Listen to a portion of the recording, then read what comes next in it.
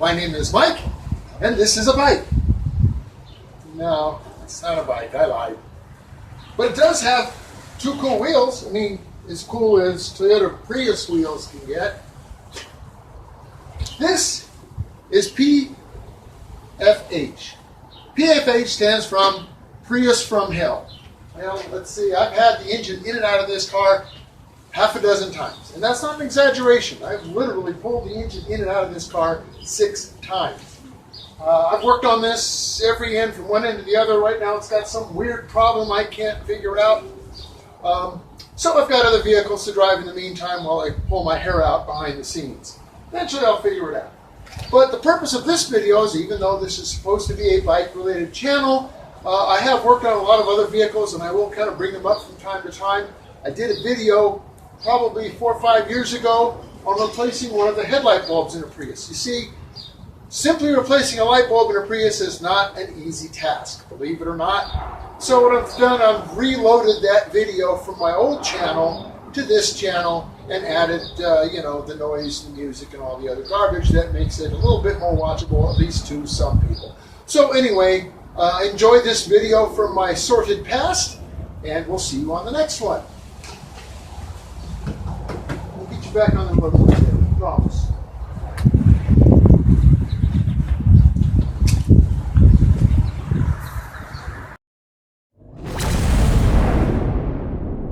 Somewhere in a dirty, dusty alley in western Arizona is an old fart trying to cram a square peg into a round hole. He'll work on anything, just as long as it has at least 2 cool wheels.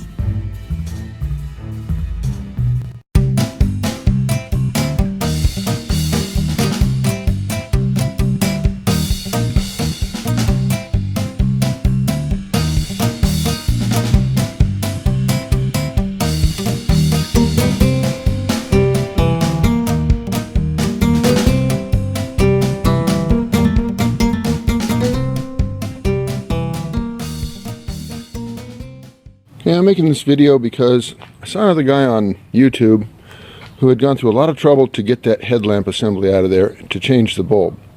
He had removed both the front wheels, had it up off the ground, removed the closeout panels, inner fenders, and the entire front bumper fascia. Now that doesn't necessarily have to happen. You can actually get to the one screw that's hidden behind the fascia, which is right in this area here somewhere, by removing the one screw holding it back here, unclipping it, and flexing it out to get to it. So I'll demonstrate that. And then the other 2 screws, there's one right here, and then there's another one underneath this panel here. And I'll show you those. First we have to remove this cover here. Now usually there's several fasteners holding it. There's usually one here as well as here. I only have one in it at the moment. They tend to break, so I haven't replaced them all yet. And you basically pull the middle section out first, and then they can usually be removed pretty easily like that. And these can be bought at a typical store, like an AutoZone or someplace. Okay, then we have a little bumper here which has a Phillips screw in it, and there's one on each side, and then there's also another one of those same retainers I talked about on either end. So these also have to be removed. There's one in the middle and one on the other side. You probably don't have to remove the 2 on this side if you're only replacing one bulb. If you're going to do both bulbs, then you probably need to remove the bumper here as well and the other retainer.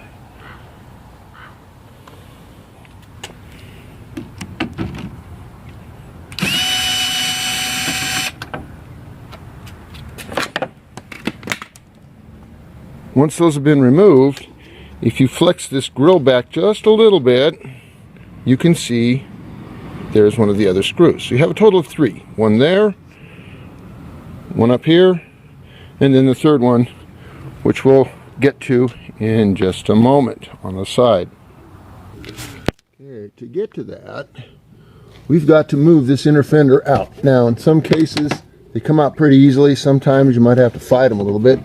The goal here is just to separate it from the fascia enough to gain access to this one screw right. So We can get it in focus. This screw right here, and that holds the corner of your fascia in place. It's a 10 millimeter, so let me get that removed.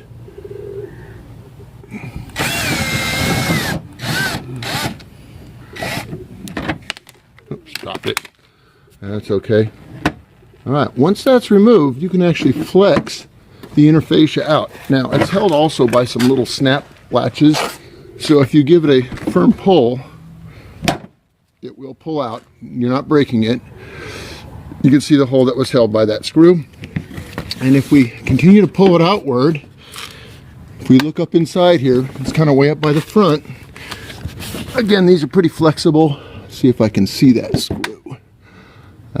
It is right here, just out of sight. I got my fingertip on it there. I don't know if you can see it from this angle. That's the other 10 millimeter screw that holds the headlamp assembly on. To gain access to that, you don't really have much of a straight shot on it. So you can usually use a small 1/4 inch drive ratchet, and I usually use a deep socket, which puts it just about the right distance. So we remove this screw.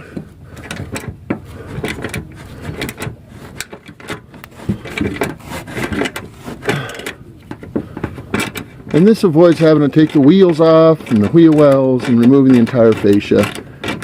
It just saves a little time. Probably the correct way to do it is the way that the other videos show, removing the entire fascia, but I'm kind of lazy.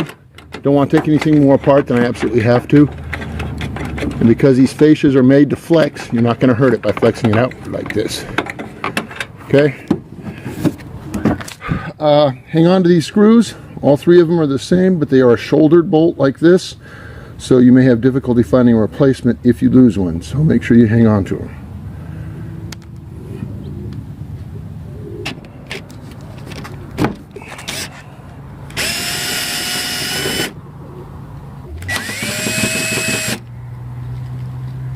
You will also have to remove this little intake assembly. Again, it's held by one of those same retainers we talked about.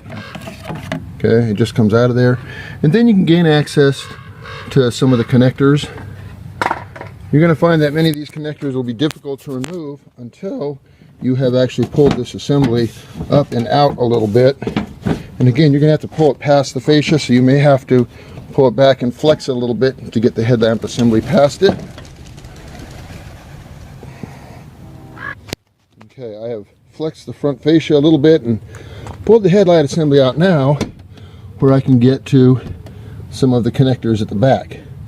There are a total of, I believe, four connectors on the assembly that have to be removed, and they all have a little spring-loaded retainer. You got to squeeze that to pull them loose. You got to wiggle them a little bit. There's one here, one here, one here, kind of hidden out of sight, and then one way down on the bottom corner there. I take that back. There's actually 5. There's another one right here, which I didn't spot a moment ago. Okay, once the connectors are out, the entire headlight assembly can be removed. So you kind of have to pull it out at the top and then work it out from underneath the fascia, because there's these kind of tongues sticking out that interlock into the fascia. So you tilt it out and it comes undone from the fascia. And then you can gain access to the back of it.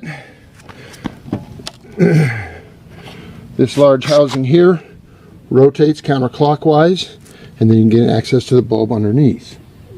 It takes a little force to get it loose sometimes. They don't always come very easily. At least that's what I've found. Kind of hard to do this while I'm holding the camera. There we go. And now you can see the bulb. There's a spring-loaded retainer here that holds the bulb in. First, you have to take this connector off. You see it's got an arrow on it, and it just unplugs from there. You got to rotate it. There's a little spring right here that notches it into place. Work with me here.